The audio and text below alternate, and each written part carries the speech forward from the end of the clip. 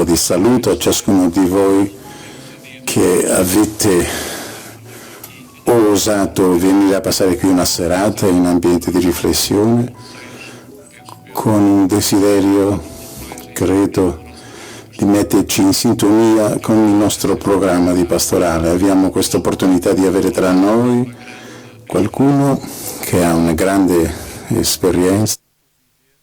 E o construir comunidade. Uma comunidade que é diferente de uma comunidade paroquial e de uma comunidade diocesana, mas não deixa de ser uma comunidade. Nesta harmonia das diferenças, neste desejo de ter diante de si um projeto de comunhão, para que efetivamente essa concórdia entre todos e essa comunhão possa ser testemunho de Deus. Nesta noite temos então connosco aqui o Luciano Manicardi, que já conhecemos, não é a primeira vez que está cá entre nós, e vem então como que dar-nos uma ajuda, a nós que estamos aqui por nosso intermédio, a outras pessoas que aqui não estão, para que nos concentremos com outra paixão e com outro ardor no nosso programa pastoral. Queremos ser esperança, e para ser esperança temos a responsabilidade, a missão, neste ano missionário, cada um, à sua maneira, de tecermos comunidades. Importa ficarmos, porventura, com este verbo de ser. E basta ficarmos com ele, sabendo que a comunidade, mesmo que não percebamos nada do que significa hoje esta arte têxtil, fazer alguma coisa, sabemos que é um entrelaçar de fios de várias cores, de várias qualidades, para poder, no fim, poder mostrar a harmonia de um tecido. A comunidade é um pouco isso. É este encontro de uns com os outros, onde cada um dá a sua originalidade, onde cada um oferece aquilo que é e aquilo que tem, e o resultado, de facto, é esta beleza da harmonia, da concórdia e da unidade.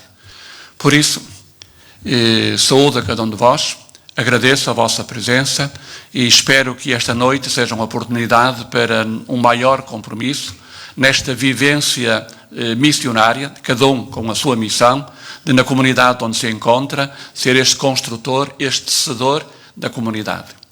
Evidentemente que agradeço ao Luciano Manicardi o facto de ter vindo entre nós. Ele veio para participar num congresso internacional sobre a morte, que está a decorrer em Guimarães. Já tive a oportunidade de estar lá esta tarde. Ele, falando sobre a realidade da morte, hoje vai-nos falar da vida e da vida das nossas comunidades. E é isso que nos interessa. Talvez as nossas comunidades estejam um pouco adormecidas, ou quem sabe mortas. Nós temos a responsabilidade de as acordar, de as ressuscitar. E, portanto, acolhamos a sua mensagem. Vamos-nos predispor para que isso possa, naturalmente, acontecer. Então, agradeço e boa audição. Aproveitemos para depois levarmos para as nossas comunidades, para a nossa vida, em primeiro lugar, e depois para as comunidades, aquilo que, naturalmente, esta noite nos será comunicado. Don Luciano Manicardi, grazie mille per essere tra di noi e siamo tutti in attesa. Simplesmente uma questão de ordem prática, só para confirmar que está tudo a funcionar corretamente. Têm os aparelhos convosco. Penso que o canal que está designado, o canal número 1, conseguem ouvir bem o tradutor? Sim? Ok. Também simplesmente dar algumas indicações de como é que esta noite vai funcionar. Não acrescento muito mais ao que o Sr. Arcebispo disse. O Luciano terá uma primeira intervenção e depois de seguida, também está conversado com ele, haverá espaço para diálogo, portanto podem colocar as vossas perguntas de um modo natural em português, que será feita a tradução em simultâneo para Luciano, e eu creio que isso é uma das riquezas que temos esta noite, de poder entrar em diálogo com o Luciano, que, como sabem, também é para nós uma honra tê-lo connosco. Já não é a primeira vez. Luciano é, desde 2017, o novo prior da comunidade de Boze, que o antigo prior Enzo Bianchi também já esteve aqui entre nós e, portanto, um especialista, e porque vive, na realidade, este ser comunidade, não é? Quisemos dar esta tónica de unir dois aspectos importantes do nosso programa pastoral, o fator comunidade, de como construir relações humanas e verdadeiras de comunidade e, ao mesmo tempo, que as comunidades possam ser sinal de esperança, desde logo para a Igreja, mas também para todo o mundo. E por isso passava então a palavra ao Luciano.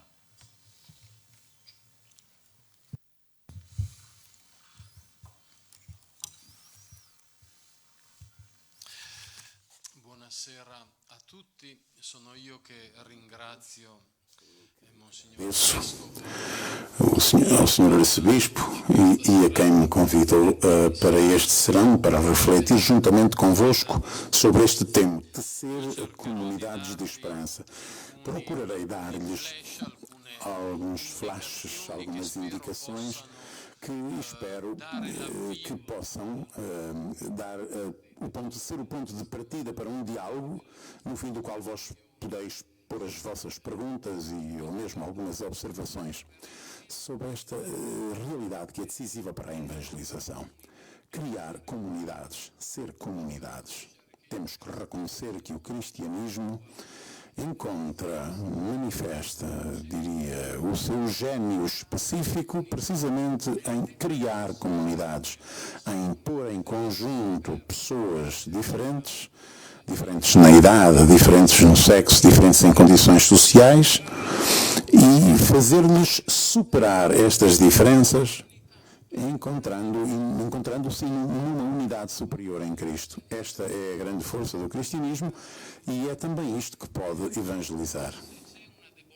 Se há uma debilidade na evangelização, é talvez precisamente porque não somos capazes sempre de criar comunidade. E que a comunidade seja um sinal de esperança. Isso é precisamente porque na gratuidade de viver juntos, simplesmente unidos pelo único ponto de referência que é Cristo, aí tornamos-nos imagem daquele reino, do reino dos céus, de que uma comunidade é verdadeiramente profecia, porque nela já se vivem os valores fortes do acolhimento, do perdão, da expectativa dos tempos do outro, que são verdadeiramente um encontro de culturas. Mas vamos proceder por ordem. Uma primeira afirmação. Uma comunidade que cria esperança é uma comunidade gerante. A relação entre comunidade e esperança emerge por contraste de um passo evangélico que nos mostra como a simultaneidade entre a perda da esperança e o distanciamento da comunidade, o afastamento face à comunidade. É o texto de Lucas 24, versículos 13 a 35, é o famoso episódio dos discípulos de Emaús. Mostra-nos dois discípulos que se vão embora da comunidade de Jerusalém e, portanto, fazem um caminho de devocação. Não de vocação, mas de devocação. E, ao mesmo tempo, vão-se embora porque a esperança deles em Cristo morreu. Nós esperávamos que fosse Ele a libertar Israel, mas, entretanto, já passaram 3 dias desde que Ele morreu. Não é possível viver a igreja, a comunidade cristã, se não se acredita na ressurreição. Em tal situação, os discípulos das comunidades cristãs não estão capazes de suscitar esperança e de transmitir esperança. Só se acredita, se crê a ressurreição, que é em verdade o grande fundamento de toda a comunidade cristã e é também o fundamento da esperança cristã. Sem a fé na ressurreição, nós não conseguimos operar aquela passagem do eu ao nós, que é o que cria a comunidade. Porque uma comunidade existe. Para que uma comunidade exista, é preciso sair dos estreitos vínculos do eu e entrar na rede do nós. E quase 40 anos de vida comunitária que eu vivi Mosteiro de Boze ensinaram-me que a comunidade não começa, não é dada pela soma das competências e capacidades e riquezas de cada um, mas é dada sim pela partilha das pobrezas de cada um. Quando se começa a pôr em conjunto as nossas próprias pobrezas e fragilidades, quando, portanto, nos acolhemos a nós próprios realmente, então cria-se um tecido humano de verdadeira confiança e e entrega ao outro. Porque a comunidade exige-nos uma tal força que, na realidade, a mensagem que ela nos dá vai muito, mas muito além da soma de cada um. A comunidade, quando é autêntica, é verdadeiramente um sinal da graça de Deus entre os homens. Porque, repito, não coincide de modo algum a força da comunidade com a soma das forças de cada um daqueles que a compõem. Mas cada um daqueles que a compõem, tendendo à unanimidade, procurando viver a caridade, tornam-se algo que acolhe aquele poder do Espírito e da graça do Senhor, que faz com que a comunidade manifeste claramente a vertente sacramental da presença de Deus no mundo. E é isso que é a Igreja. Ora, este episódio evangélico de Lucas 24 é também emblemático e talvez nos diga alguma coisa da realidade das nossas comunidades cristãs. Estes dois discípulos de Emaús encontram Jesus pelo caminho que, como ressuscitado, os acompanha no caminho deles. É Jesus condescendente que se nos faz próximo também nos nossos caminhos de perda e de afastamento. Quando Jesus lhes pergunta ou lhes pede conta daquilo que estão a dizer, eles têm então uma ocasião de fazer o anúncio da ressurreição. Estamos precisamente no terceiro dia. O dia que, segundo as próprias palavras de Cristo, que eles tinham escutado, Jesus tinha dito, no terceiro dia ressuscitarei. E apesar disso, eles fazem um necrológio. Tudo o que eles dizem é correto e ortodoxo. Fazem uma narração pesada, entediante, mas falta-lhes a vida. É uma mensagem que não transmite nem vida nem esperança. É um necrológio. Para eles, Jesus morreu e morreu para sempre. Perguntemo-nos, o rosto de Jesus que nós narramos com as nossas comunidades cristãs, com a vida que vivemos, é o rosto de um ser vivente ou o rosto de um cadáver? Há uma possibilidade de um anúncio que não dá vida, mas que nos mantém fechados na morte. Seja os anunciadores, que são tristes e deprimidos e têm o rosto obscurecido, voltado para baixo, seja também os destinatários desse anúncio. Perguntemo-nos se uma igreja deste género pode evangelizar e transmitir o feliz anúncio de Cristo. Como pode uma igreja assim responder ao mandato de dar razão da esperança que está em nós? Como diz São Paulo. Uma igreja que queira ser luz e sal deve saber configurar-se como real fraternidade. E como é possível isto? Procuro indicar alguns elementos de maneira um tanto sintética, mas espero suficientemente eficaz. Pontos esses que estão na base da construção de uma comunidade que seja verdadeiramente sinal de esperança. O primeiro sinal, esperança e irrenunciável, é que Jesus Cristo, e portanto Jesus Cristo, tal como aparece narrado no Evangelho, é o centro do anúncio, a raiz sobre a qual se funda a vida eclesial e é, portanto, o coração do anúncio que faz a Igreja. Jesus, diria como inspirador de humanidade, Porque nós, Igreja, nós cristãos, podemos dar, de facto, para que possamos dar uma mensagem de esperança, é preciso colher e assumir através da fé a maneira como Jesus declinou a humanidade. Declinou no sentido de pronunciou a humanidade. Os homens precisam de sentido, precisam de orientação. Os homens precisam de significado, precisam de direção. Sabemos, nós, cristãos, ir ao encontro desta expectativa? Segundo os Evangelhos, Jesus suscita fé e gera esperança através dos encontros em que põe em jogo a sua santidade hospitaleira. Jesus evangeliza como? Através de uma prática de humanidade. Uma certa maneira de falar, uma certa maneira de se encontrar, de curar, de tratar com as pessoas. E os Evangelhos são uma escola de humanidade.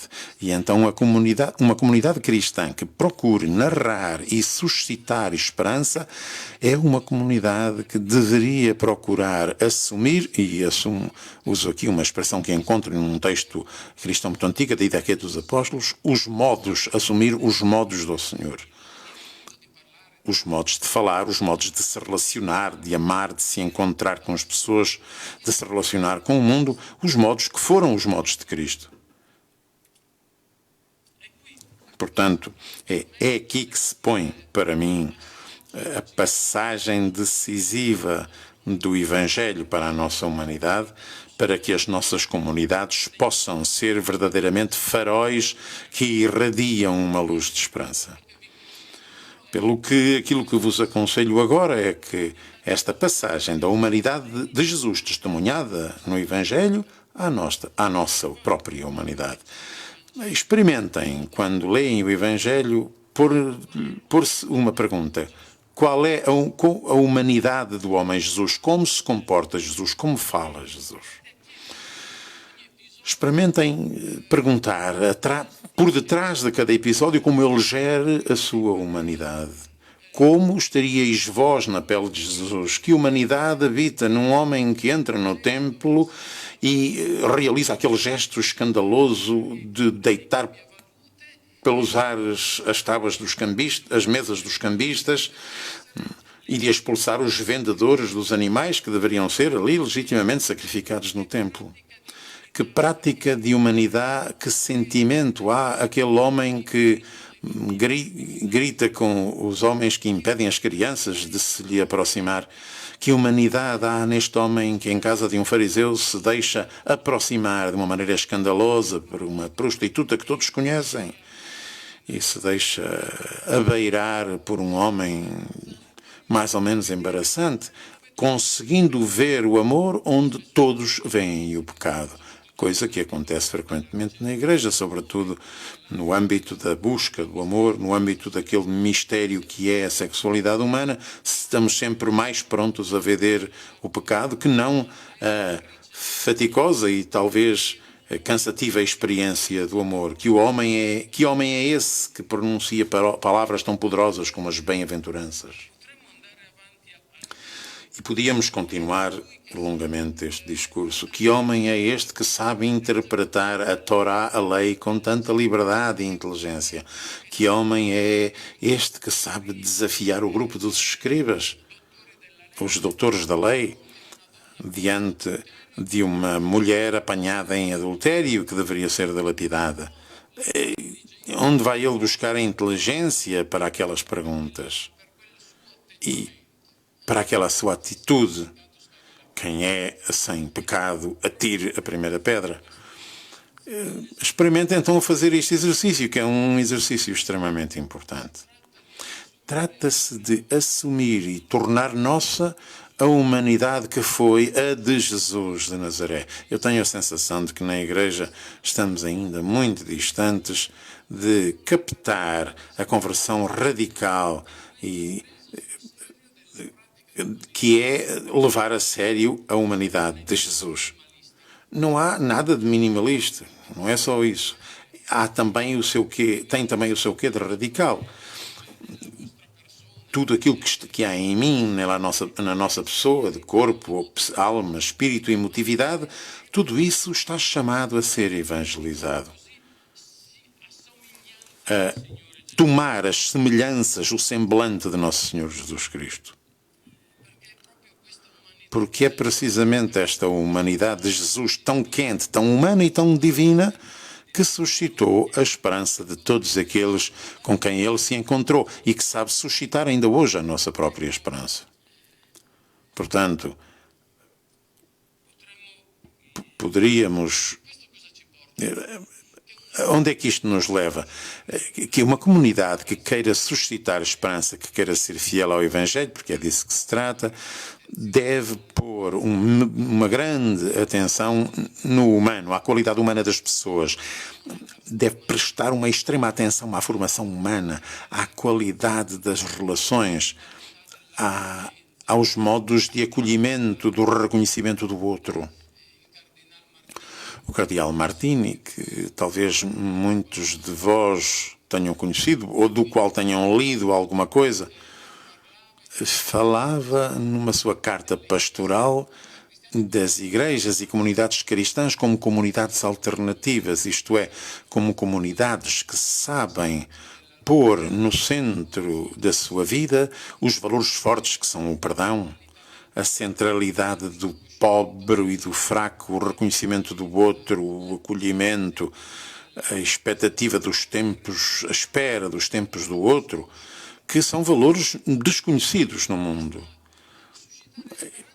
Suscitar esperança significa também ousar apresentar a nossa própria diferença, a nossa própria diversidade, ousar as nossas próprias palavras. E as palavras dos cristãos são as palavras do Evangelho, são as palavras da humanidade de Jesus de Nazaré.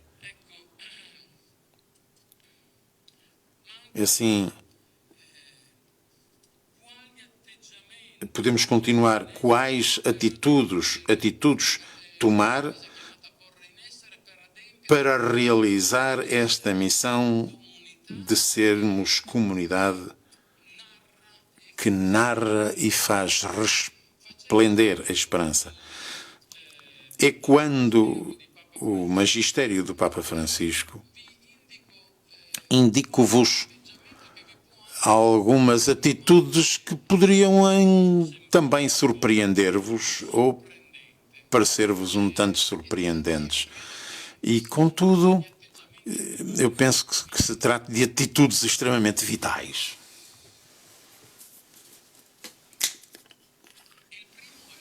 O primeiro é a imaginação.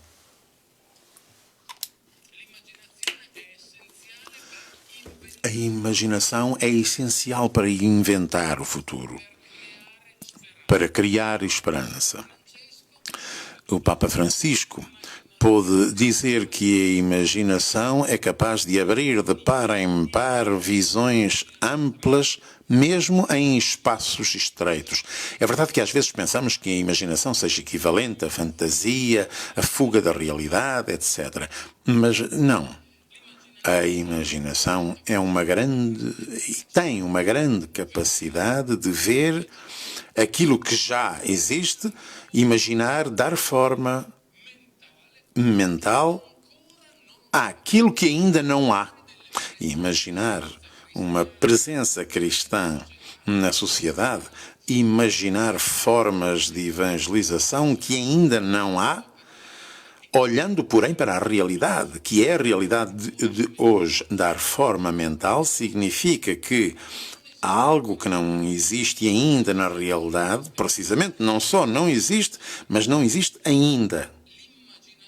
A imaginação dá vida ao ainda não, que é um dos elementos da profecia. A imaginação acredita no futuro.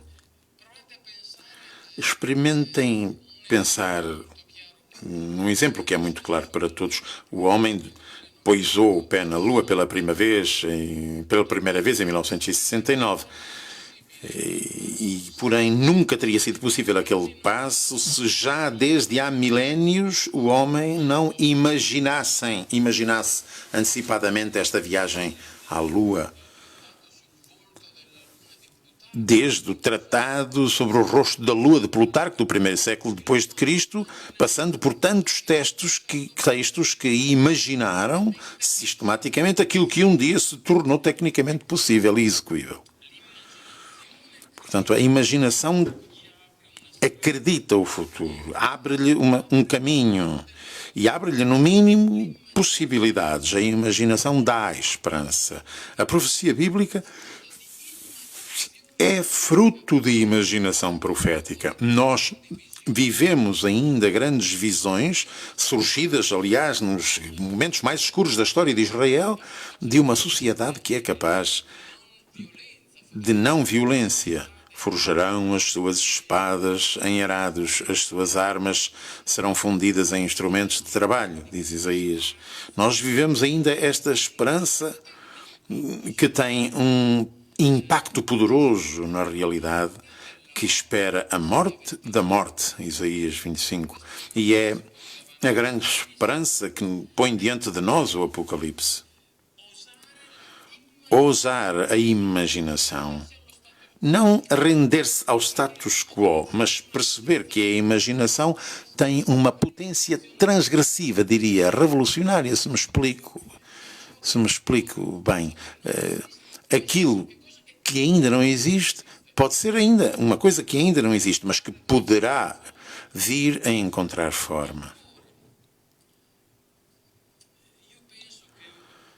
Penso, a esperança tem também a ver com o tempo.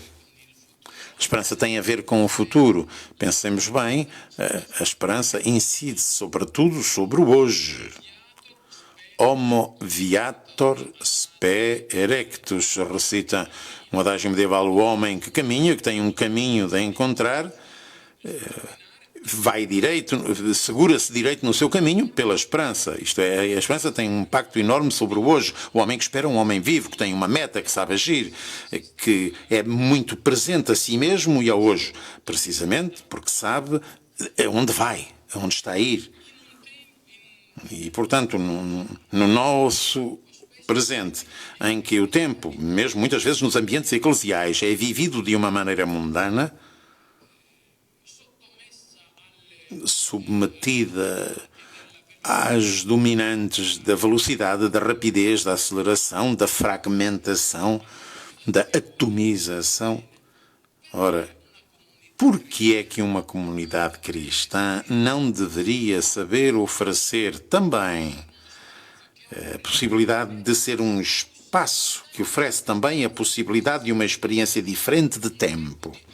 Um tempo de otium, poderíamos dizer, retomando a antiga expressão romana, que não significa não fazer nada, mas significa trabalhar interiormente, pensar, rezar, estar em silêncio, meditar, fazer uma experiência espiritual, porque é disto que tem necessidade e que procura tanta gente. Se as nossas comunidades fossem, quem dera, um pouco menos organizativas e burocráticas e capazes também, não só, mas também de oferecer espaços de deserto, espaços de verdadeiro oásis de espiritualidade, portanto de silêncio, de meditação, de introdução à vida interior, isto sim daria raízes profundas à esperança de uma pessoa, porque lhe dá um fundamento que leva em si mesmo. Portanto, eu atrever-me a dizer que uma comunidade capaz de oferecer a possibilidade de um tempo outro, uma experiência outra face ao tempo das pessoas, essa sim é uma comunidade que dá sinais de esperança. Claro, eu venho de uma comunidade monástica. Numa comunidade dinástica, digamos, o tempo está estruturado já com esta finalidade, ter espaços e momentos de silêncio, de solidão, de retiro. Mas nós vemos também como isto é aquilo que é vital para tantos fiéis que vêm ter connosco. É isto que eles procuram. Não devemos pensar que isto seja um monopólio do mosteiro.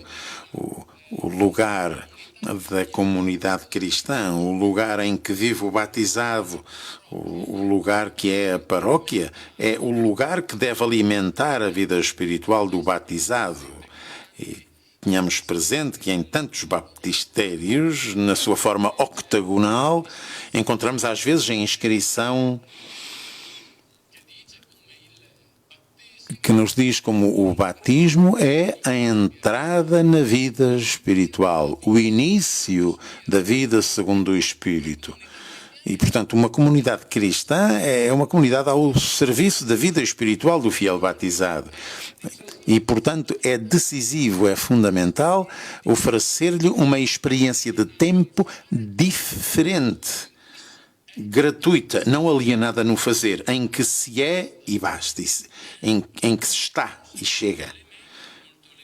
Um segundo elemento muito ligado a este, também ele sublinhado pelo Papa Francisco no Evangelho Gaudium, diz: exorto-vos a todos a ser audazes e corajosos e criativos.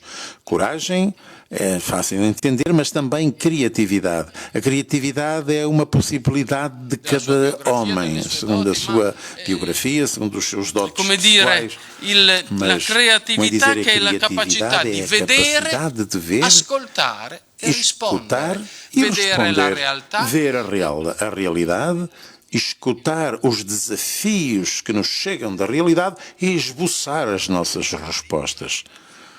E ali entra também a imaginação criativa. Quantos problemas, também eclesiais, também pastorais, surgem vendo a realidade, escutando as problemáticas que dela emergem, percebendo, portanto, que somos chamados a esboçar respostas a essa realidade.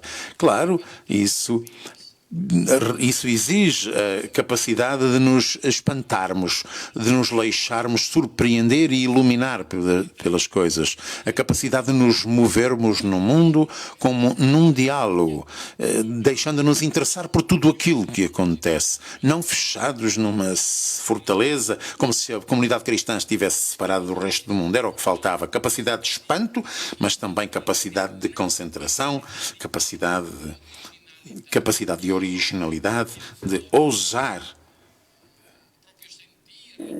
o próprio sentimento, a sua própria maneira de ser, a sua própria palavra, porque só assim verdadeiramente se pode chegar a ser cada um si mesmo. E uma comunidade cristã tem que ser ela mesma, isto é, ser testemunha do Evangelho hoje. E assim digo os últimos 4 breves pontos essenciais. A coragem como luta ativa contra o medo. Há um inimigo da esperança, que é o medo. O medo que nasce da desconfiança e que mina a liberdade.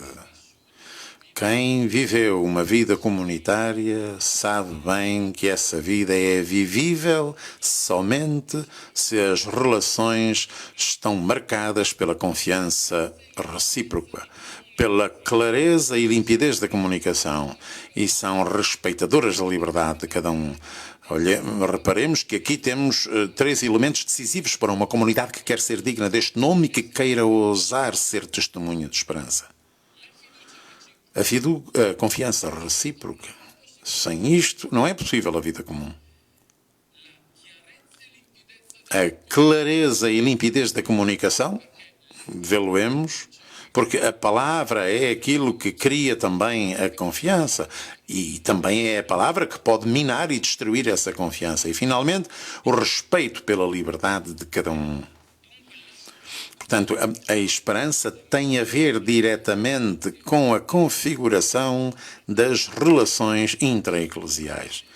E quanto a este ponto de vista, eu remeto-vos para o magistério do Papa Francisco, onde ele fala de sinodalidade. Ele tem em mente pôr nesse caminho, pôr a Igreja nesse caminho que é o caminho da comunhão. O caminho da comunhão na Igreja. A sinodalidade, podemos imaginá-la como uma pirâmide invertida. A base está por cima e na base estão toda a comunidade. As 2 linhas que formam a pirâmide que descem para o centro, a meio, leva-nos a alguns. há um conselho pastoral, um conselho presbiteral. Há alguns membros eleitos que convergem para o uno, o primeiro, que é o que se encontra aos pés de todos, o servo de todos, aquele sobre o qual pesa a inteira estrutura da comunidade, é aquele que está ao serviço da comunidade. Todos, alguns, um. Esta é a síntese muito esquemática, se assim queremos, da sinodalidade, que nos diz que a comunidade cristã pode dar um sinal de esperança na medida em que viva relações de colegialidade, de fraternidade, de colaboração, de elaboração de decisões em comum no seu próprio interior. É isto, portanto, mas, repito, pode acontecer, pelo contrário, que o clima eclesial seja envenenado por desconfianças, que o espaço eclesial se encontre, para dizermos assim, infestado de pessoas com liberdade reduzida, inibidas de exprimir o seu próprio pensamento por medo das possíveis consequências. Pode acontecer que haja atitudes autoritárias que apagam o dissenso, a divergência. Às vezes respira-se em ambientes eclesiais uma atmosfera de medo, de aquiescência, atitudes de servilismo que são o contrário da parresia, a frontalidade evangélica. Este é um grande problema. O problema da palavra, da ascese da palavra e da comunicação é decisiva. Se queremos ser credíveis e se queremos dar esperança, dar futuro. Porque só assim criamos confiança, que é abertura também ao futuro. Ora bem, uma comunicação não franca, o falar por detrás dos ombros, a calúnia, a murmuração, a duplicidade, a hipocrisia, o uso manipulador da palavra, os tabus que impedem que se enfrentem eclesialmente temas duros e, quanto menos deles se falar melhor, e tantos outros elementos que conseguem infectar as relações internas da comunidade eclesial, entre padres e bispos, entre padres e leigos, entre grupos eclesiais diferentes, etc., entre pastores e teólogos.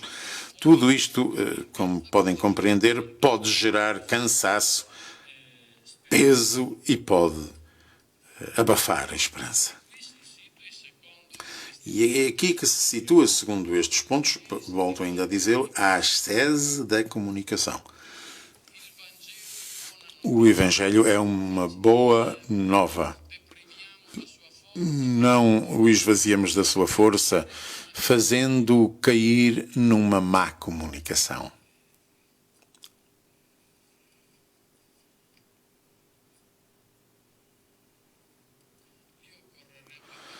Este ponto seria preciso falar um pouco sobre o que é a palavra. É preciso recordarmos que no coração da vida cristã, mas eu diria também da vida humana, antes da comunicação há a palavra. No princípio era a palavra. De Jesus de Nazaré diz em João 7:46, nenhum homem alguma vez falou assim. Como falamos nós? Perguntemo-nos entre as nossas comunidades cristãs que linguagem usam, que palavras usam, mas não só isso, que imagem dão de si, que linguagem representam no seu conjunto. É isto que nos devemos perguntar e recordemo-nos, trata-se de uma praxe de palavra discreta, púdica, inteligente, discreta. Só essa palavra pode criar um clima fraterno e, portanto, abrir também horizontes de esperança. Cada palavra que nós dizemos é um ato ético, porque eu falo a um outro, portanto tenho que o respeitar. Falo a partir de mim e devo respeitar-me a mim mesmo. Se eu sou um manipulador, que tudo aquilo que digo para um segundo fim, então eu serei alguém que mostra ser bem pouco respeitador de si próprio. Porque há que respeitar a palavra enquanto tal. As palavras têm um seu rigor e têm um significado que é preciso respeitar. Aprender a falar poderia parecer banal, mas não é tanto assim banal, porque os cristãos que se querem servos da palavra do Senhor, e uma comunidade que seja de esperança é uma comunidade que deve saber escutar. E aqui recordo-vos o proémio da Dei Verbum, quando diz, ou seja, em religiosa escuta da palavra de Deus e proclamando-a com firmeza, onde se diz que a Igreja está toda na escuta daquela palavra. Naquele ato de escuta se encerra toda a vida da Igreja, que é Ecclesia et Magistra, que pode ensinar e anunciar somente enquanto é Ecclesia Audiens, é a Igreja que escuta. Enquanto, portanto, é serva do Senhor. Tínhamos presente Maria na Anunciação. Sou a serva do Senhor, aconteça em mim segundo a tua palavra.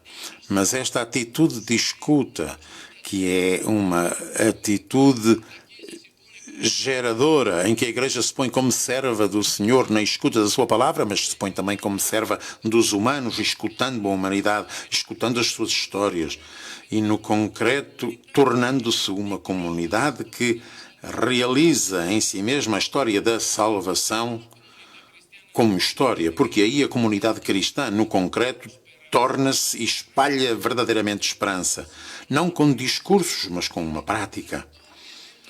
Porque a história da salvação tem que se tornar salvação de história. De histórias tantas vezes desgraçadas, de tantos pobres, de tantas famílias, da mulher a quem morreu o filho, das situações do jovem que se encontra na toxicodependência e de tantos dramas que temos perto de nossas casas ou nas nossas próprias casas. Estas são histórias para se escutar, para que nos tornemos delas próximos. É ali que se pode começar a acender aquela esperança, aquela pequena luz também no meio das situações de muita escuridão. São fragmentos de esperança que podemos distribuir através da nossa escuta, através da nossa proximidade, através da nossa dedicação às pessoas que temos ao nosso lado. Portanto, a esperança exige uma capacidade de palavra, mas também de escuta da palavra de Deus e depois também da palavra dos outros, sobretudo dos sofrimentos dos outros. A esperança cristã é tal que quando és cristã, quando toca o trágico das situações, é cristã quando atravessa a negatividade que subjaz às vidas e às histórias. De outra maneira, é simplesmente postiça.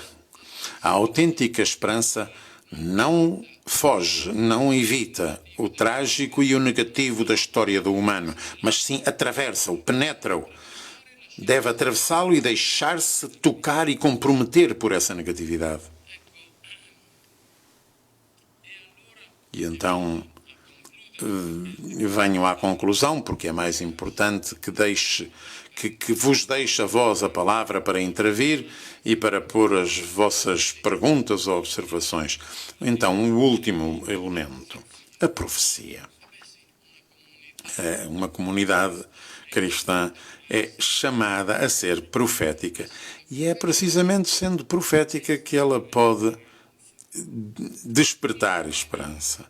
Como realizar hoje a profecia no contexto em que nós hoje vivemos? É claro, a resposta vem da história. A resposta sois vós que a dais na concretude dos lugares e das situações e dos tempos que viveis. E é lá que deveis saber mostrar que escutar a palavra de Deus naquela situação que é a vossa. Mas certamente um elemento imprescindível é discernir os ídolos. Os profetas sabiam reconhecer e entrever os ídolos e sabiam também combatê-los e trovejar contra eles. O que é a idolatria? É trocar o meio pelo fim. É trocar a parte pelo todo. É absolutizar o presente, fechando ao futuro. E poderíamos dizer, o ídolo é substituir a imagem à realidade. Fazer do eu o verdadeiro Deus. A idolatria, poderíamos dizer, torna Deus imediatamente disponível, torna o inócuo próximo aliado. O Dio idólatra não lhe pede conversão, mas confirma-o naquilo que ele já é.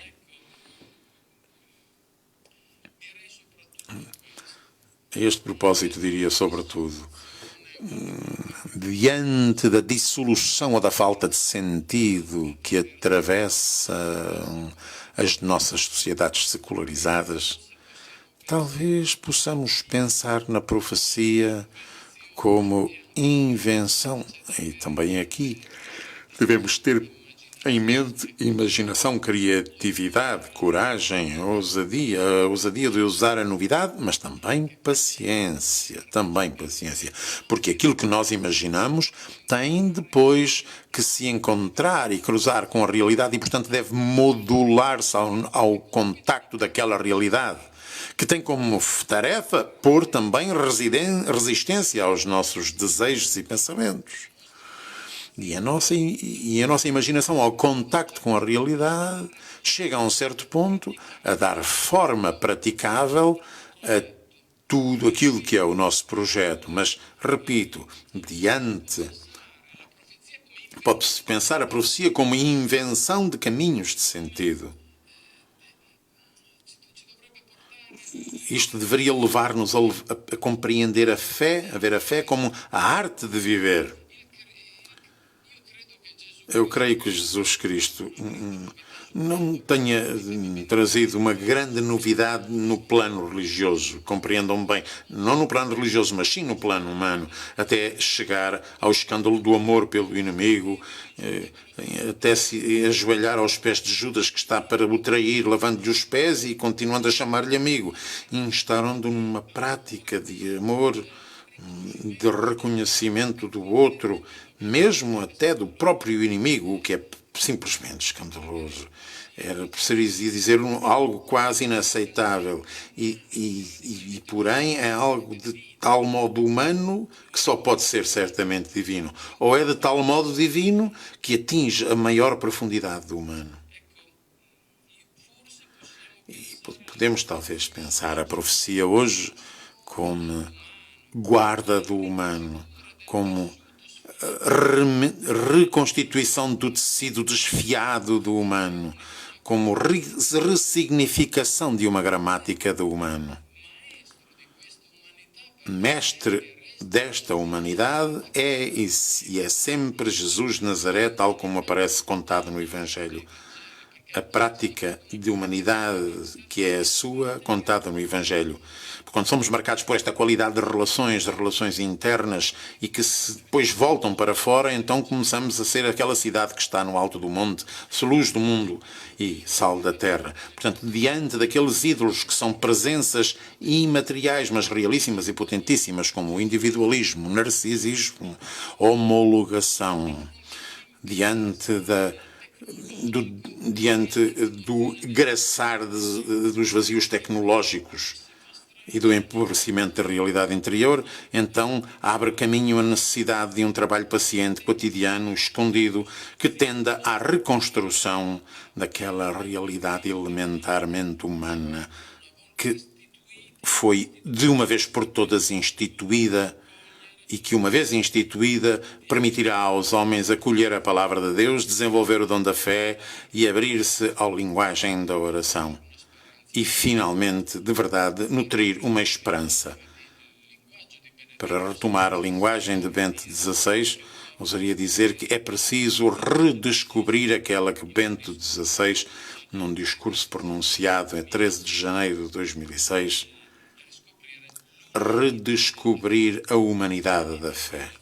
A humanidade da fé, isto é, a capacidade que a fé tem de orientar o humano, de de se enxertar no humano e de o iluminar, de redescobrir o fundamento antropológico da vida de fé e depois da ascese, da paciência, do sacrifício, perdão, a expectativa, a disciplina, a obediência, a renúncia, a humildade, etc, etc. E descobrir que estas realidades não são etiquetas devocionais, mas têm um fundamento no humano e possam, se bem compreendidas e acolhidas, podem desenvolver o humano, tornando-o sempre mais semelhante, cada vez mais semelhante ao homem que é verdadeiramente imagem de Deus, que é Jesus de Nazaré. E concluo, a esperança cristã, se os cristãos souberem guardar a imagem revelada do Senhor e desenvolver a humanidade do homem. Ali nasce a verdadeira esperança. Saibam eles criar estas comunidades alternativas, dizia eu, usando a expressão do cardeal Martini, em cujo coração estão os valores fortes do serviço, de sermos servos uns dos outros, de nos acolhermos incondicionadamente, de tomarmos o cuidado do outro, do primado do nós sobre o eu, do comum sobre o individualismo. Aqueles valores que, pelo contrário, na vida cotidiana são negligenciados e desconhecidos. Então, a comunidade cristã de verdade será profética, capaz de desenvolver um atrito contra a cultura dominante e que saiba também falar de futuro, de esperança e de sentido a todos os homens. Digo a todos os homens, não só aos crentes, aos fiéis. Muito obrigado pela vossa atenção.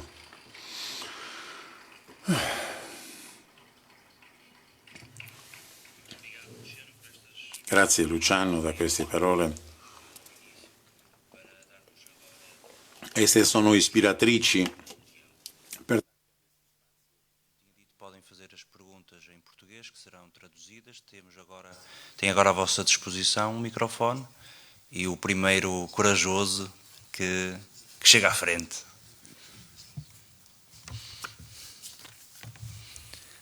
Ou então, como normalmente o primeiro tem sempre problemas, arranca o segundo e se o segundo não quer, arranco eu.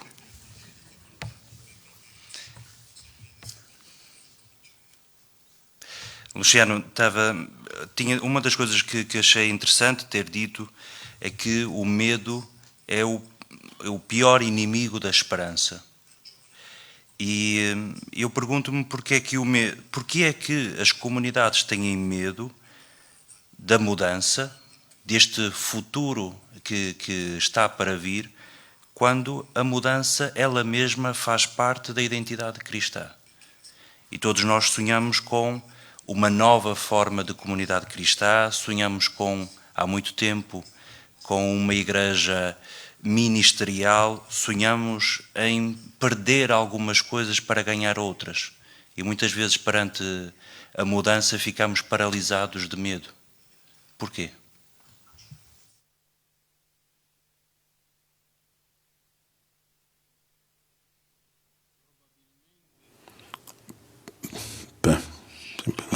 Provavelmente o medo da mudança é o medo da novidade.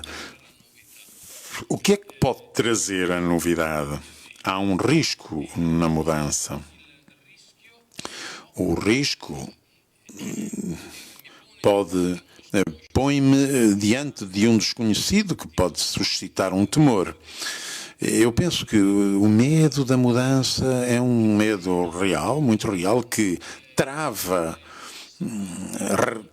tantas situações e, porém, esteja ligado simplesmente à dimensão do risco e da incerteza acerca do caminho para onde se segue. É estranho, mas também em situações negativas, não só em situações negativas, em situações dolorosas e trágicas, e também em situações em que nos preferimos refugiar, mesmo negativas, do que avançar para o desconhecido.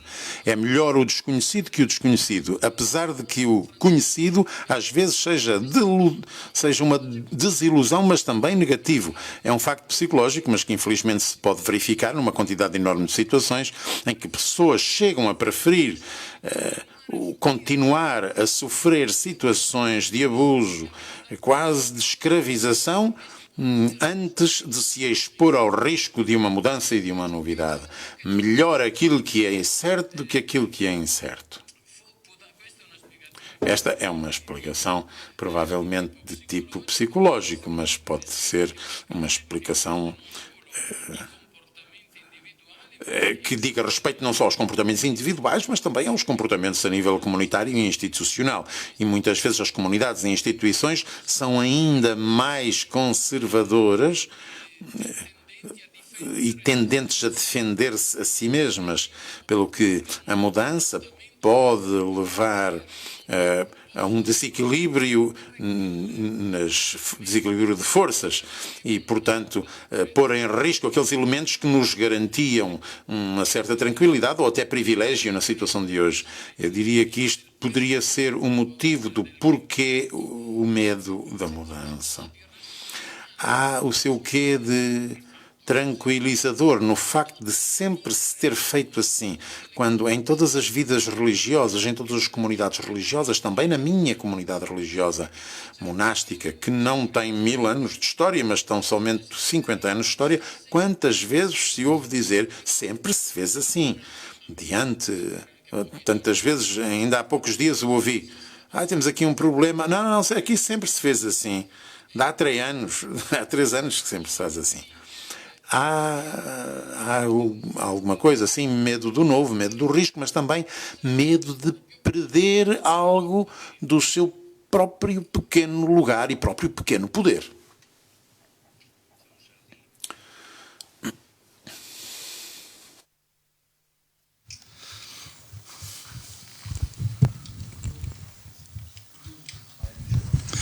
Ora então, eu costumo dizer boa noite, buonasera. Exatamente o Sr. Padre costuma dizer, tirou-me a palavra, que eu queria também falar sobre o medo. Acho que, de facto, o medo é qualquer coisa de terrível, de paralisante, e já quando Jesus veio ao mundo, os anjos anunciaram aos pastores, não tenhais medo. De facto, é esta a perspectiva da presença de Cristo na Terra.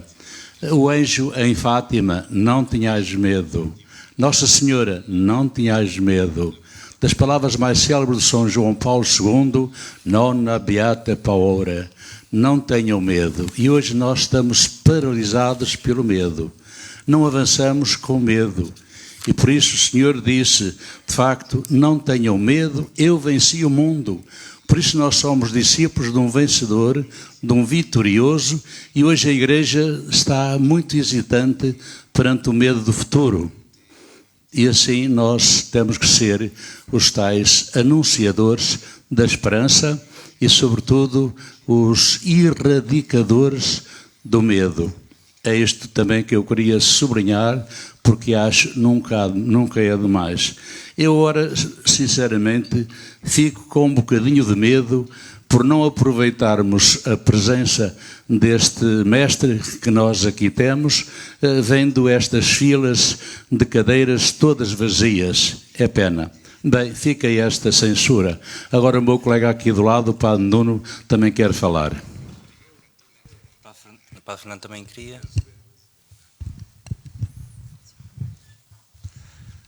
Muito boa noite, muito obrigada por me dar a oportunidade de fazer uma pergunta que me pode corresponder a um anseio.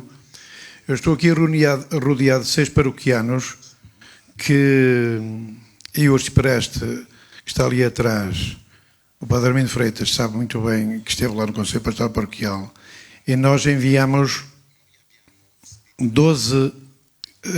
1000 e tal cartas a 12 zonas de densidade populacional.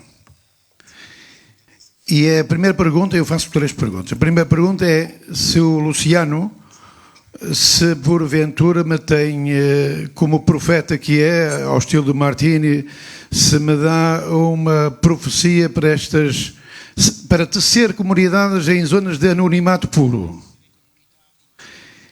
E a segunda pergunta, porque já me deu aqui como profeta, e ele certamente o reconhece, não sei se ele se considera profeta aqui nesta sala, mas enfim, a nível mundial e internacional certamente. Mas já que fez a tese de doutoramento sobre um salmo, que me diga se a palavra de Deus o tem ajudado a tecer esperança por onde tem andado. Certo? Muito obrigado. Só foram duas. Ah, tá bem, ok.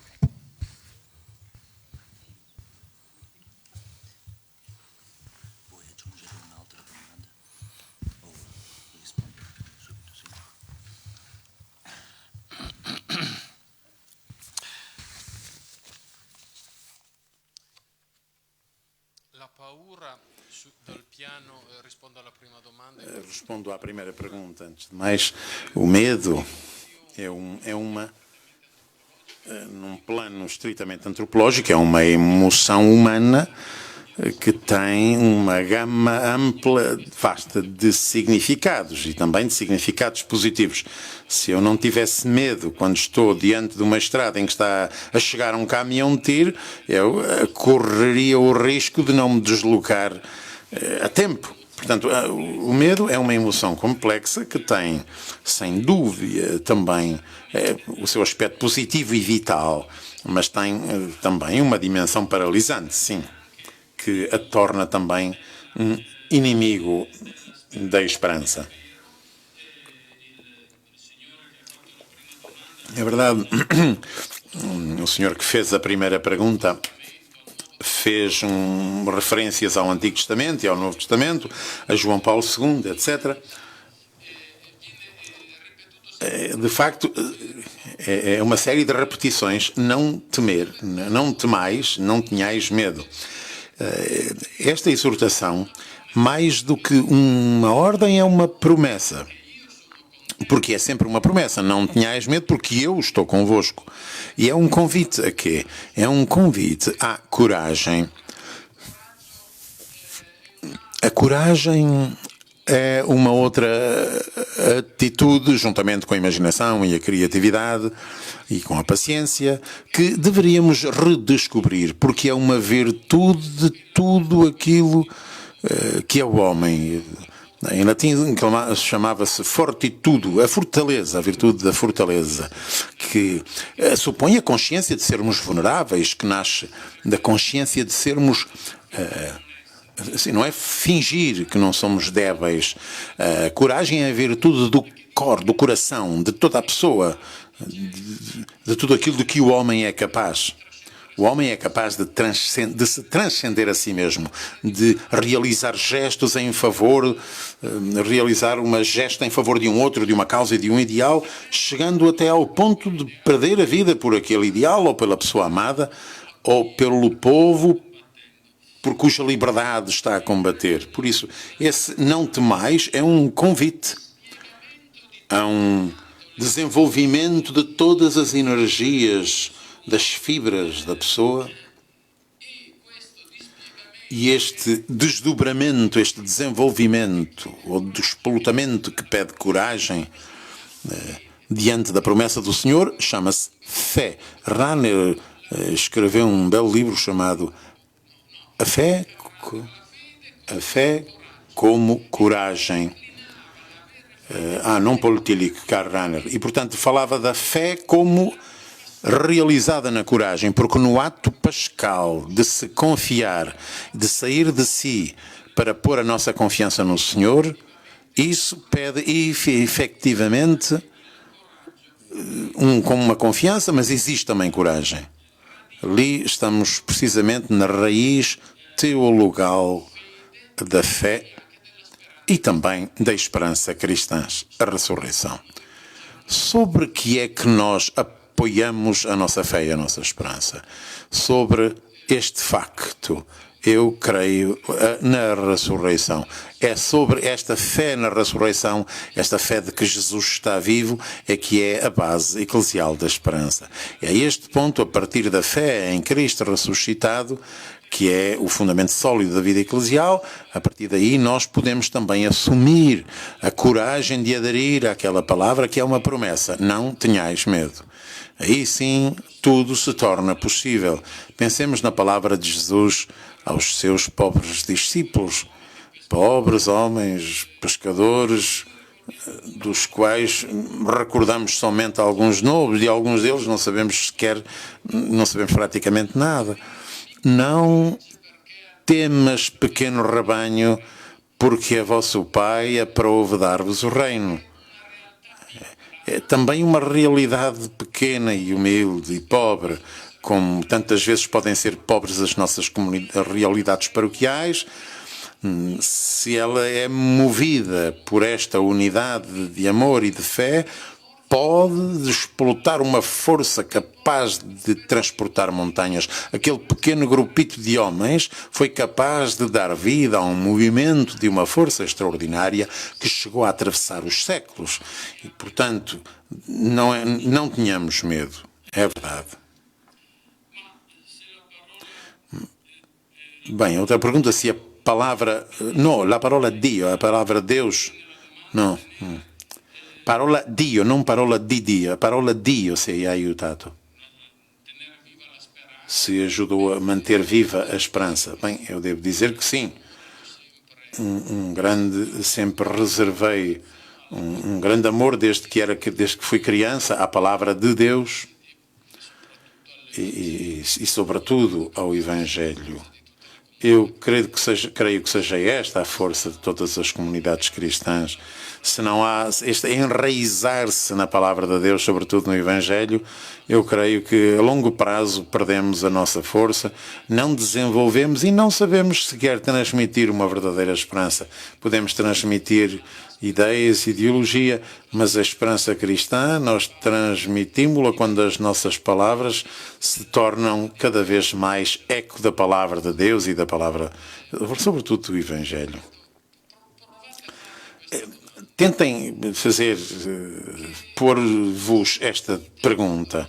O que sentis quando ledes o Evangelho na vossa leitura pessoal? Quando o ledes para vós, para vos nutrirdes vós mesmos, não para escrever um comentário, não para fazer uma homilia, mas para vós e basta. Acontece-me por vezes ler o Evangelho e acontece-vos chegar a sentir-vos em casa, como se as páginas do Evangelho fossem a vossa casa, o lugar em que finalmente vos sentis em casa, muito mais do que quando estáis em vossa casa. Quando Jesus vai a Nazaré, Lucas 4, versículo 16, diz, recordai-vos, Jesus foi a Nazaré e depois entrou, como era costume, na sinagoga, e foi-lhe dado o rolo das Escrituras. Ele desenrolou, procurou o texto, começou a proclamá-lo, o Espírito do Senhor está sobre mim, etc, etc. Jesus vai à sua casa, não vai encontrar os amigos e os parentes. O que é que nos diz Lucas? Diz que ele mora nas Escrituras, é lá a sua casa. As Escrituras de que diz a carta a Timóteo, que ele conhece desde a infância. Fazer do Evangelho a nossa casa.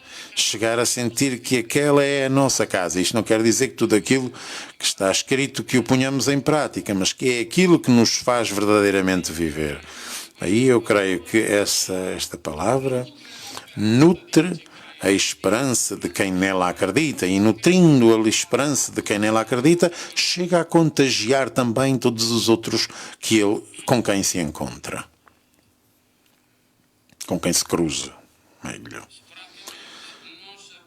E, francamente, não saberia bem dizer o que é que significa tecer comunidades em zonas de anonimidade. Bem, provavelmente, eu repito, eu não tenho uma experiência pastoral e, portanto, arrisco-me a parecer presunçoso se disser alguma coisa sobre realidades de que não tenho experiência direta. Mas talvez se trate de procurar criar relações humanas onde há anonimato, criar relações, criar uma certa relacionalidade e, portanto, conhecimento, troca de palavra, para que possa ao menos dar-se aquele encontro humano, aquele respeito, aquele conhecimento que pode chegar a conhecer a base de um acolhimento e, portanto, de um convívio. Talvez isso se possa dizer, mas não ouso ir mais além porque temo correria o risco de estar a falar de realidades que não conheço e das quais não tenho experiência. Un'altra domanda? Luciano Manicardi. Antes de mais, queria pedir-lhe se, com a clareza que o caracteriza, podia explicar para nós a célebre afirmação. Sim. A célebre afirmação do Papa Francisco que o tempo é superior ao espaço. Depois corroboro inteiramente o que diz sobre o silêncio e a escuta, e precisamente as nossas celebrações, e maiormente a eucarística, padece de uma grande lacuna, que há muito poucos momentos de silêncio que se façam. Tem-se medo que a Assembleia se espante, comece a tossir, a começar por nós. E a propósito da palavra e de certos medos, recordo-me que hoje, ao ouvirmos na missa a passagem de Marcos 8, salvo erro 22, 37, quando Jesus pergunta: vós quem dizeis que eu sou? E no primeiro momento Pedro acerta: tu és o Messias. Mas quando lhe diz: não digas nada, tenho que ser entregue à morte e ressuscitar, Pedro confronta: não digas isso, Senhor.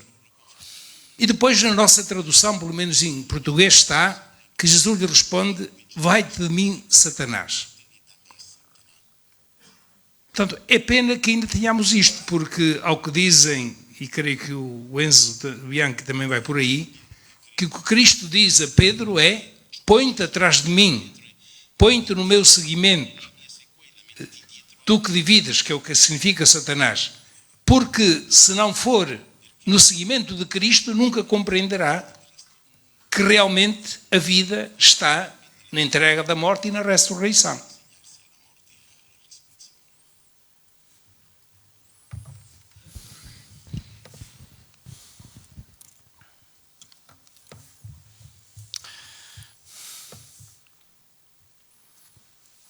Beh, credo anch'io che il discorso...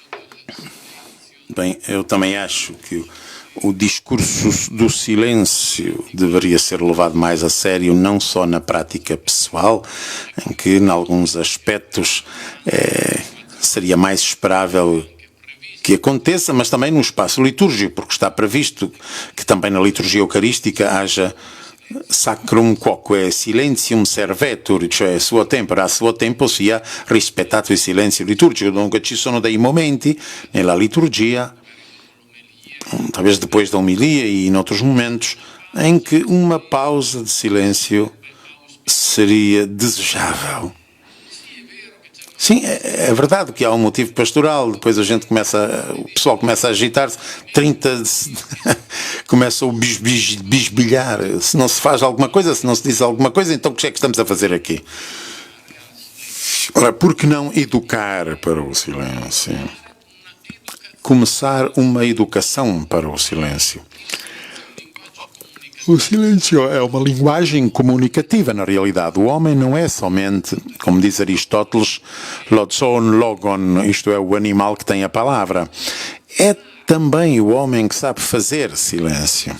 Olhem como é bela a experiência, fazer silêncio. Não é só calar-se, não falar, mas é o silêncio como ação interior. O silêncio como algo que se faz e que, portanto, que se produz, algo de positivo. Também na Escritura há, em alguns textos proféticos, silêncio diante do Senhor, porque é uma modalidade expressiva de uma atitude diante do Senhor, para com Ele, que diz respeito, acolhimento. E, portanto, seria importante também praticá-lo comunitariamente, porque é disso que se trata na liturgia. Não o faço sozinho, mas juntamente com outros. Aprender a fazer silêncio juntamente com os outros é algo que nos impulsiona mais profundamente na ligação que nos une entre nós e faz de nós um corpo só, um corpo unânime. Mas, repito, isto exigiria uma educação para o silêncio. Um amigo meu, Lucio Demetrio, que se ocupa, em Itália, um filósofo que se ocupa de escrita autobiográfica, fundou a Academia do Silêncio, em que procura precisamente valorizar esta prática, que, repito, não só sobre o plano espiritual e religioso, mas também sobre o plano humano, é uma linguagem potente e extremamente comunicativa. Há realidades que nós conseguimos comunicar somente através do silêncio. As palavras às vezes mostram-se débeis, ineficazes, incapazes de atingir o poder de um silêncio habitado, de um silêncio sentido. Um sentido talvez habitado também por lágrimas. Essa é, de novo, também uma linguagem poderosíssima que sabe dizer muito mais do que dizem as palavras. Quanto ao tempo superior ao espaço, sim, recordo esta expressão usada pelo Papa Francisco. Eu, quando ouço esta expressão e quando a ouvi, fui a revisitar sempre a grande experiência da fé hebraica, que sempre se deu conta de que não é tanto o espaço quanto o tempo que há que santificar. Israel pôde viver séculos e séculos sem um templo, sem um espaço sagrado, mas pode santificar o tempo. O tempo é transversal, o tempo está por todo lado, o tempo está em todo lugar e, portanto, a santificação do sábado, de um dia da semana, tornou-se aquilo que ele guardou e que pôde salvar a fé de Israel, mesmo na ausência de um templo, desde que o templo de Jerusalém desapareceu. E, portanto, a dimensão do tempo mostra, neste sentido, uma sua força superior à do espaço. Eu diria também que, mesmo a partir do Novo Testamento, parece-me perceber que o verdadeiro culto não se exprime tanto no plano ritual quanto no plano relacional. E se é verdade que a missa, a Eucaristia exige repetir gestos, fazei-o em memória de mim, mas a Eucaristia é algo que tem que ser vivido na existência e, portanto, no cotidiano difundir-se dos dias. Quando na carta aos Colossenses se diz Eucharistoigínese, sede eucarísticos, vivei em ação de graças, é-nos dito que a Eucaristia não é para se viver no espaço litúrgico, mas na vida, no cotidiano, no tempo, portanto. E diria, portanto, que este cotidiano, este dia a dia, este tempo que se sucede é o fragmento que temos à nossa disposição para viver o todo a que dedicamos a nossa vida. O momento presente, o hoje e o agora do dia 21 de fevereiro, às 10h45, é o momento presente, o único momento sobre o qual temos de facto domínio, poder em que podemos viver o todo que dá sentido à nossa vida. O fragmento que nos permite viver a totalidade do Evangelho, que nos permite viver a caridade. Neste sentido, parece-nos colher aqui a dignidade e a grandeza extraordinária do tempo. E, enfim, a pergunta sobre o texto de Mateus, Vatini dietro a me, Satana. Efetivamente, aquela passagem no capítulo 8 de Marcos, Jesus pede a Pedro que retome a sua posição de discípulo. O discípulo é aquele que vem atrás de Jesus, que pisa os passos, as pegadas de Jesus e segue as suas pisadas. Porque se nos pomos diante, ou tornamos-nos obstáculo, ou nos tornamos nós mestres e senhores. E aí ele torna-se verdadeiramente o adversário e torna-se de facto Satanás. O sentido dessa expressão, creio eu, sim, de facto, esteja preciso. Pedro, retoma a tua posição, segue-me, põe-te atrás do teu Senhor, não te ergas tu, não te arvores tu em Senhor de ti mesmo. Amanhã é dia de trabalho para toda a gente. Agora, deixe-me só dar aqui a palavra para a Isabel, já porque as mulheres têm estado muito em silêncio, vamos tentar equilibrar as forças.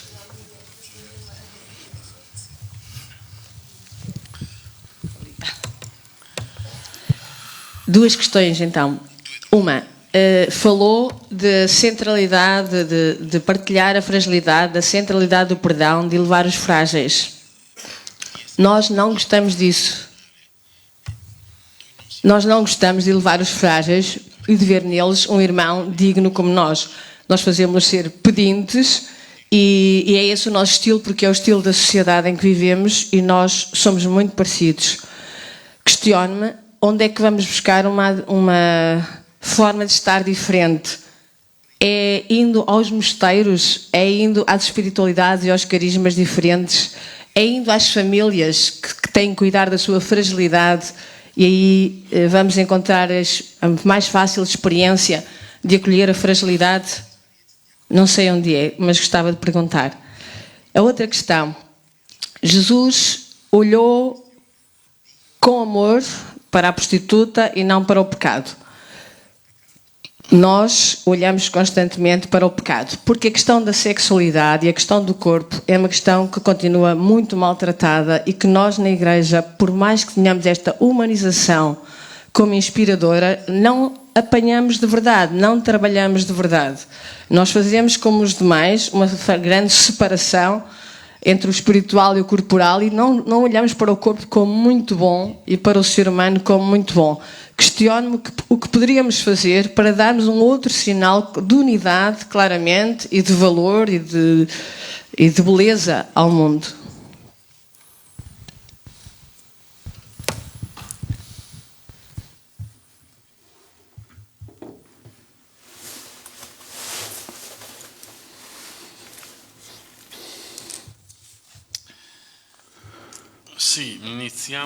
Bem, começamos por esta segunda pergunta.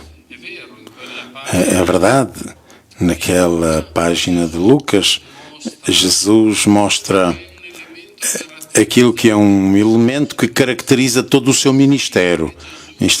Sempre Jesus olha para o humano, não indo buscar à procura do pecado, mas olhando para o sofrimento.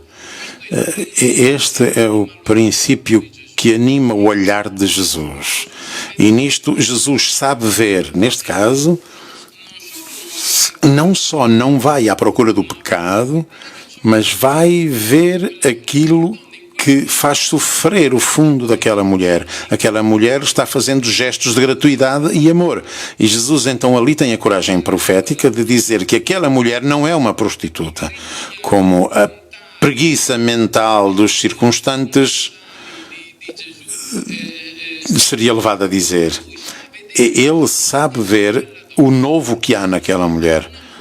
E o novo é um amor que nem mesmo o fariseu Simão soube mostrar-lhe, porque quando lhe diz, eu encontrei em tua casa, não me lavaste os pés, não me deste o ósculo da hospitalidade. Então ele está a referir-se a 3 gestos de hospitalidade que eram usuais quando entrava alguém em casa. Quando se chegava com os pés calçados de sandálias, com os pés cheios de pó. E, portanto, havia o costume de ungir a cabeça, lavar os pés, como gesto de acolhimento, e também o ósculo, o beijo que se dá ao hóspede que entra. E Jesus sabe ver o amor precisamente ali onde os outros veem o pecado. Digamos a verdade. Isto torna-se uma atitude de preguiça mental e julgante que manifesta, no fundo, um sentido de superioridade para com a busca de amor que as pessoas conseguem fazer. E é verdade que procurando amar e ser amados, e portanto envolvendo-nos também corporalmente, se é por vezes desajeitado, nos chegamos a aleijar e, porém, a maior parte das vezes, sobre tudo isto, se não há violência, há simplesmente tanta miséria e tanta misericórdia para usar. Cada pessoa deseja amar e ser amada.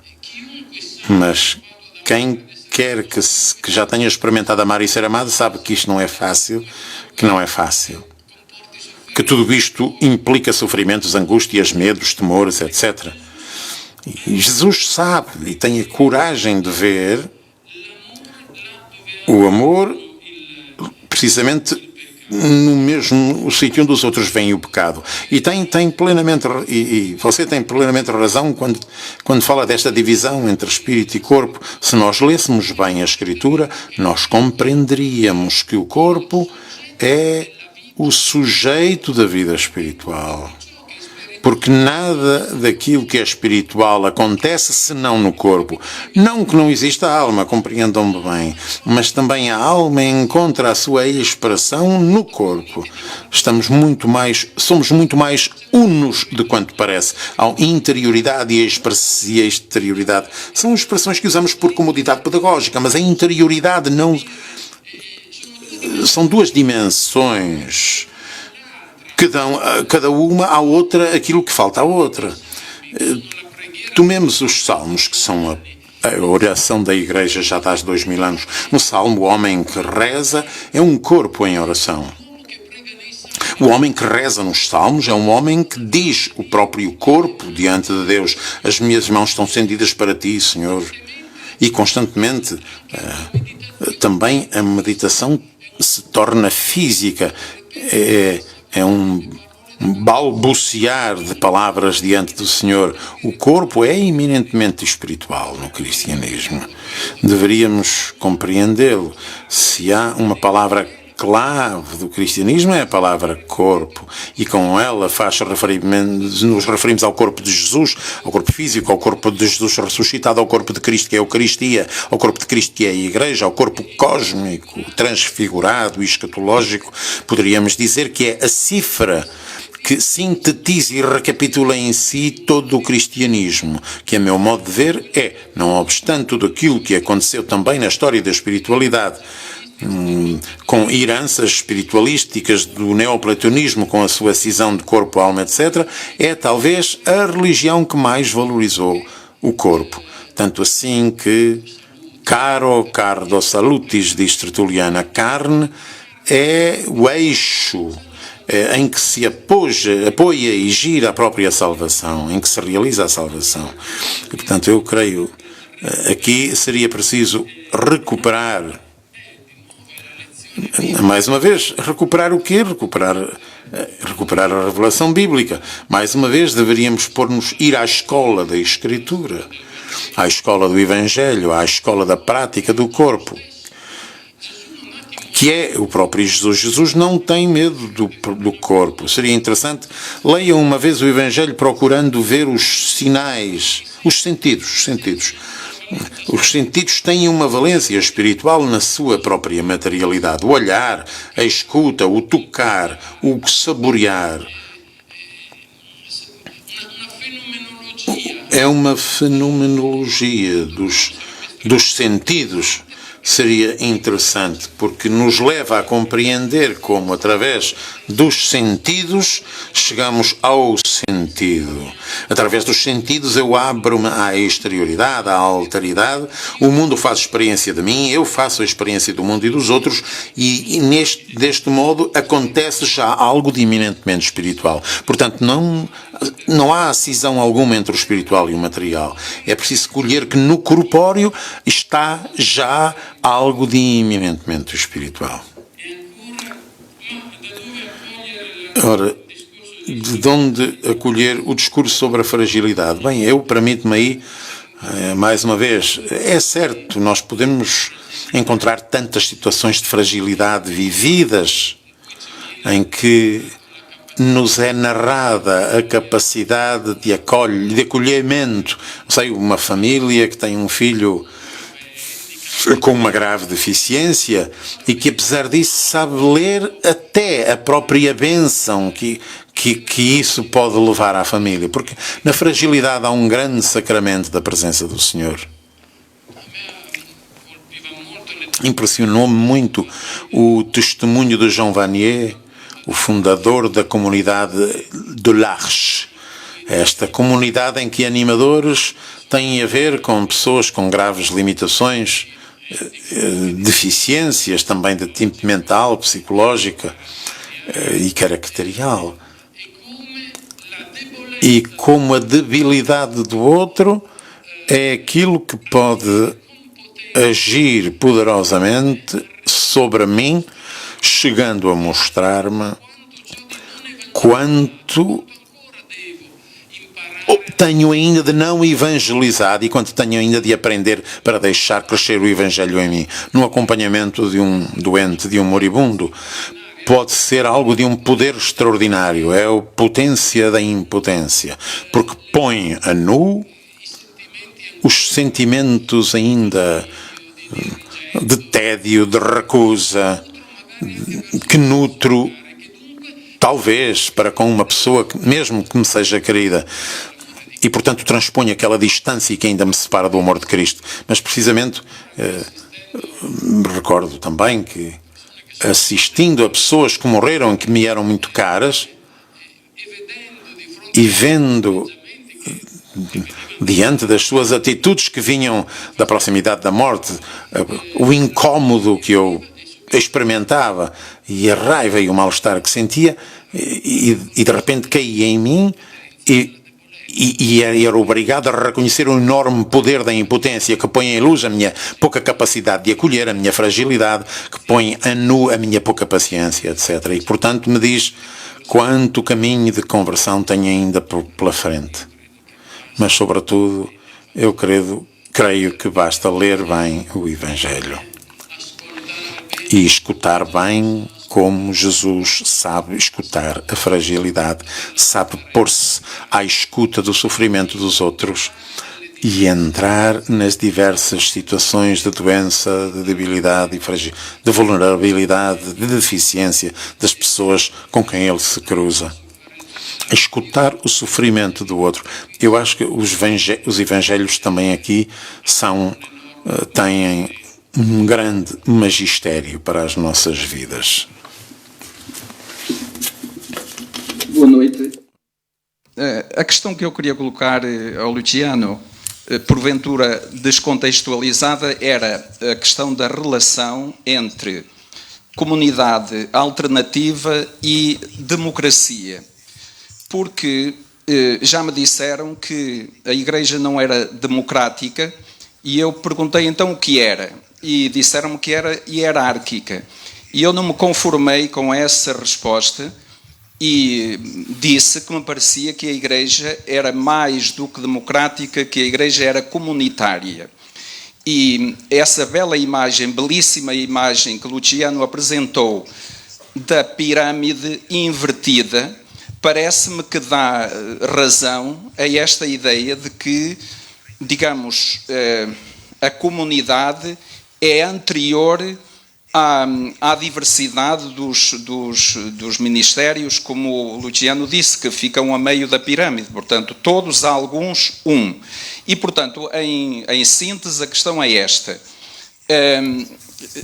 Da relação entre comunidade e democracia, e como é que uma comunidade que se quer alternativa pode ser mais, terá que ser mais do que democrática e não menos. Portanto, a relação é essa. Obrigado. Muito obrigado.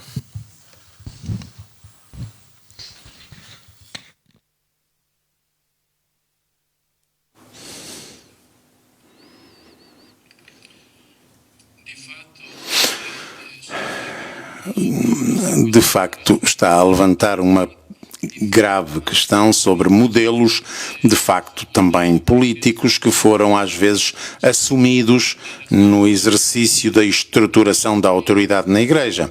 Uma autoridade que foi chamada, francamente, monárquica. Gosto de recordar, mais uma vez, porque o magistério o encontro ali, uma página do Evangelho, capítulo 22 do Evangelho de Lucas, em que, durante a última ceia, portanto, num contexto particularmente solene, em que as palavras de Jesus ressoam com uma força particular, é ali que ele diz, fazei-o em memória de mim, é ali que ele diz, este é o meu corpo. Ora bem, depois das palavras sobre o pão e sobre o cálice, este é o meu corpo, este é o meu sangue, surgiu entre os discípulos uma discussão sobre qual deles fosse o maior. E Jesus diz, os grandes das nações são dominadores delas e fazem-se chamar-se senhores delas. Entre vós não será assim. Ali, portanto, há uma legislação sobre o futuro. Há uma alternativa face da estruturação interna da Igreja face ao modelo político circundante. E o modelo, ali há o referimento aos soberanos da época.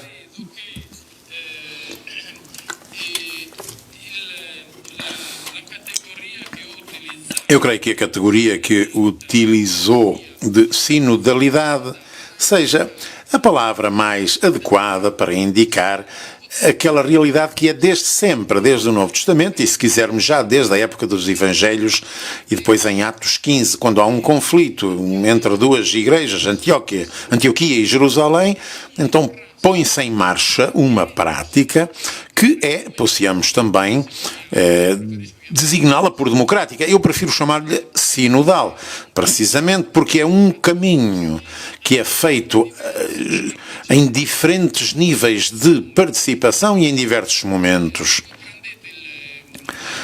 Se tomarem o Sínodo de Jerusalém, ou o Concílio de Jerusalém, Atos dos Apóstolos 15, podem ver que diante de um conflito, uma discussão, um confronto entre opiniões diferentes, mas que estavam já em aberta tensão e choque entre duas igrejas, há reuniões em que está toda a Assembleia, depois há delegados que têm que discutir entre si, e depois há digamos assim, que todos se referem, mas que deve chegar a acordar uma solução comum. Aqui, portanto, é preciso dizer, segundo a minha opinião, um princípio amplamente democrático, afirmado por São Tomás de Aquino num escrito seu, vai também nesta direção, quando ele diz que quod libet, que é o nome do texto, está a criticar, São Tomás, o método que estava então, que se usava a abrir ao acaso a Bíblia e a página que se encontrava daria uma solução. E São Tomás diz, mas isto é insultar o Espírito Santo. Tem palavras muito duras para com essa praxis. O método espiritual é a discussão. Portanto, o confronto de opiniões diferentes num espaço de discussão, de diálogo, torna-se o método que é a via normal do espírito. A diversidade não se opõe. A diversidade também de opiniões não se opõe. Pelo contrário, deve assumir-se de modo que possa concorrer para a unidade da Igreja.